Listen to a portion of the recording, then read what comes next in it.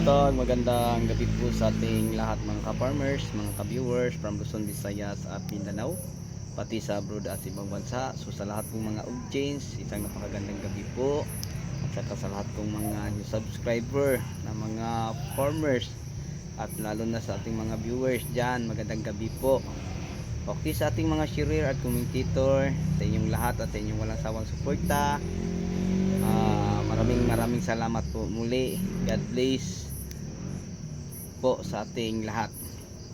So sa gabing ito mga ka-farmers, welcome back sa ating usapang gulayan, panibagong video, panibagong kaalaman na naman dito lang po sa Ka-Amazing Farming. Okay, so ang pag-usapan po natin mga ka-farmers sa gabing ito ay patungkol po sa isang tanong, sana daw magawa natin ng video ang Nutriplant SL at saka Nev Ultra. So yun po ang pinaka-importante at pinakamalaga mga ka-farmers na malaman po natin. So pasensya na po sa gabing ito, wala po tayong produkto na ipapakita po sa inyo.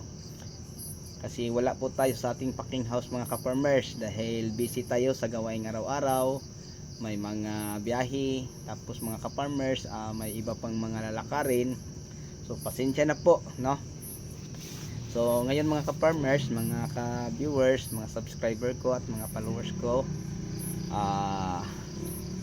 yun po ang ating pag-usapan, no, yung patungkol sa Nev Ultra at saka sa Nutriplant SL. Ano po ang pinagkaiba? Kasi sabi ng isang nag-request sa video na yon, mas maganda daw ipaliwanag ko ng maayos kasi siya naman mismo ay nagka-interest mga ka-farmers kasi ginagamit din natin sila sa ating mga punla, no, yung mga produkto na yon. So sa gabing ito mga ka-farmers, ang una ko pong i-discuss sa inyo ay patungkol po sa isang Nutriplant SL. Okay, so ang tanong po mga ka-farmers, ano po ba ang Nutriplant SL? Ang Nutriplant SL mga ka-farmers ay produkto po siya sa Amway Philippines. Okay, ang history sa Amway Philippines mga ka-farmers, bago ko i-discuss ang kanilang produkto, ay ano po mga ka-farmers, sila po ang pinakamalaki o pinaka-multi company sa buong Asia. Okay, so ang gumagawa noon ng produkto na ating ginagamit na Nutriplant SL ay mga scientist po. So almost na sa mga 1,000 plus kasi scientist mga ka-farmers, yun ang nasa history. Tapos ang mga field technician na mga gagawa almost 10,000. So ganyan kadami, no? So malapit mag 1,000 ka-scientist. Tapos ang manggagawa nila kasama sa mga scientist mga ka-farmers ay nasa 10,000 plus, tapos 1,000 plus din ang scientist. So ganyan karami mga ka-farmers ang gumagawa sa produkto na yon na yung Nutriplant SL. Ang Nutriplant SL mga ka-farmers, kasama po siya sa Nutriplant SD, kasama po siya sa Nutriplant EG, Nutriplant NPK, Zinc, kasama po siya mga ka-farmers. So sa madaling salita, nabilong po siya sa 7 wonders of agriculture. So yun po ang mga produkto, no, ng Amway na makakatulong, no, sa atin bilang isang farmer. So ang Nutriplant SL at saka Nutriplant SD mga ka-farmers, ngayon pag-usapan na natin ay isa po silang seed treatment. Okay, ang Nutriplant SL mga ka-farmers, share ko lang po sa inyo, liquid po siya. Tapos ang Nutriplant SD naman po mga ka-farmers, mga ka-viewers, ay powder. So ano ang pinagkaiba sa dalawa?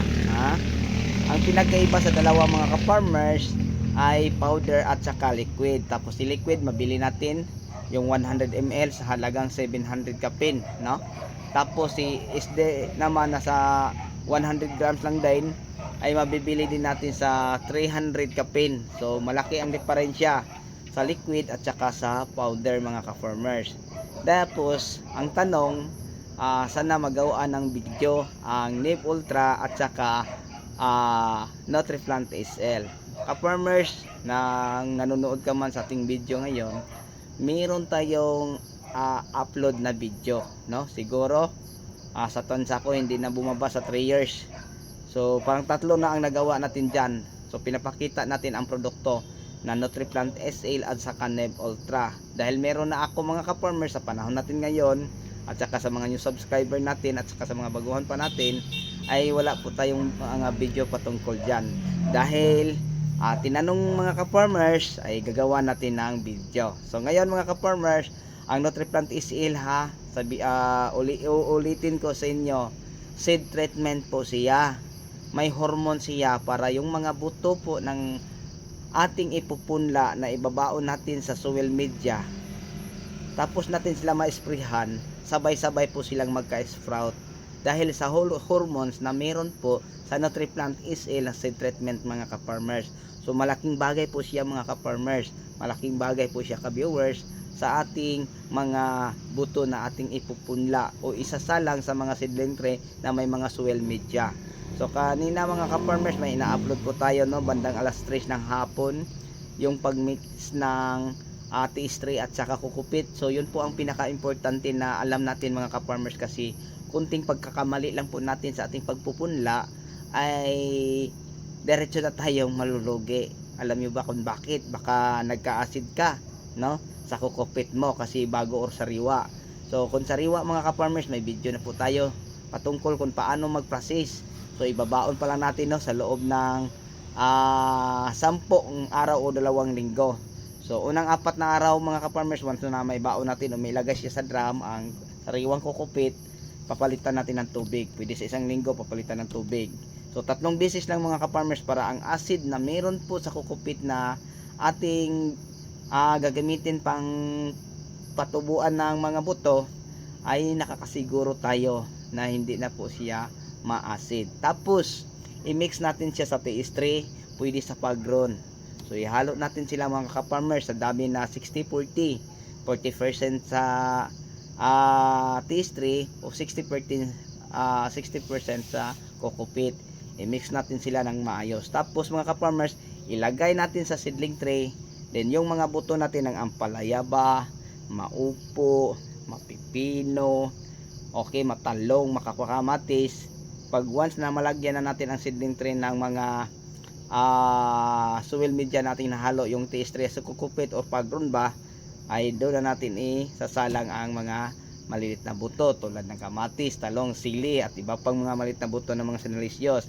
Tapos yung mga cucurbers mga ka-farmers no, ampalaya, like ampalaya, pwede din mga ka-farmers, or mga kalabasa ba or upo. So ilagay na natin diretso. Then pagkatapos lagyan na natin ng kunting lupa sa babaw mga ka-farmers no. Then mag-spray na tayo ng Nutriplant SL.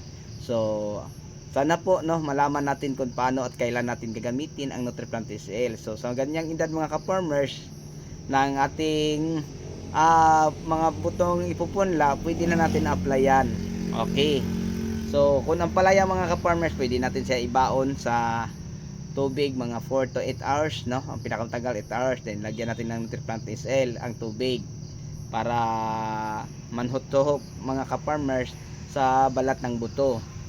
Or paglagay natin sa mga buto sa seedling tray na may soil media na isasalang na natin, pwede tayong mag-spray ng 15 to 20 ml sa isang knapsack sprayer. Okay.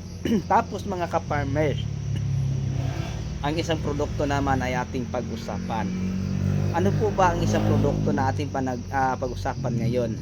Ay Neb Ultra. So ang pinagkaiba mga ka-farmers sa dalawang produkto, si Neb Ultra mga ka-farmers, pag sibol o makatubo na natin siya gagamitin. Samantalang si naman mga ka-farmers, si Nutriplant SL, yung buto pa. Pwede naman po mga ka-farmers, gagamitin natin si Neb Ultra sa mga natin, sa mga buto yung naipupunda natin, parang healthy, parang mabilis lang pero mas maganda mga ka-farmers na ipapalo up lang natin si Nutriplant SL. Nutriplant SL no, pagkatapos mong maisalang ang mga buto, spray ka. Pagkatapos 4 na araw, spray ka na naman uli ng Nutriplant SL. Pag 8 days na ang punla mo, pwede na si Neb Ultra. matalong man na eat this, makamatis man na eat this, o ano pang iba mong mga punla mga ka-farmers, doon mo na i-apply si Nutriplant SL. Kasi si Nutriplant SL mga ka-farmers ay makakatulong din siya na maganda at marami ang ugat no ng ating mga punla, para pagtanggal natin sa seedling tray wala pong lupang maiwan, kasi mahahawakan po sa dami ng ugat dahil sa tulong po ni Neem Ultra. So yun po no ang pinagkaiba mga ka-farmers sa dalawa. Pwede naman po siya sa buto, pero mas maganda mga ka-farmers ang Nutriplant SL. Subok ko na po siya no sa loob ng maraming taon. Simula pa noon mga siguro nasa mga 15-17 years na ba akong user no sa Nutriplant SL. So yun po ang palagi kong ginagamit mga ka-farmers, mga ka-viewers, sa aking mga ipupunla o isasalang na mga buto ng ampalaya, talong, kamatis at iba pa. Okay, yun lang po siguro no. So bago natin to tatapusin ang ating kwentuhan mga ka-farmers patungkol po sa dalawang produkto na Nutriplant SL at saka Neem Ultra, mega love shoutout po pala no sa mga audience natin. Hindi ko na po kayo maisa-isa. So yun lang po ang masabi ko sa inyo, na maraming salamat po. God bless po God bless po sa inyong lahat. At saka salamat po sa inyong walang sawang pagsuporta, pati naman sa aking mga OFW na mga new subscriber, mga OFW natin mga subscriber, mga OFW na nag-umpisa ng mga nagtatanim na ating na-guide ngayon. So maraming salamat po. At saka naman po sa mga commentator natin at saka sharer na nagpakakalat po ng ating video para maraming makapanood. Maraming salamat po. Okay, so sa lahat ng mga kaibigan kong mga farmers, maraming salamat. Kung wala po kayo mga ka-farmers, wala din po ako no. So dahil sa inyong patuloy na pagsuporta sa akin, nandito pa rin ako mga ka-farmers, gumagawa ng simpleng pagbahagi no ng ating natutunan na mga idea at paraan sa loob na po ng maraming taon. So sa inyong lahat, maraming salamat po muli. God bless us all. Happy farming, happy watching. Bye bye na po. Thank you.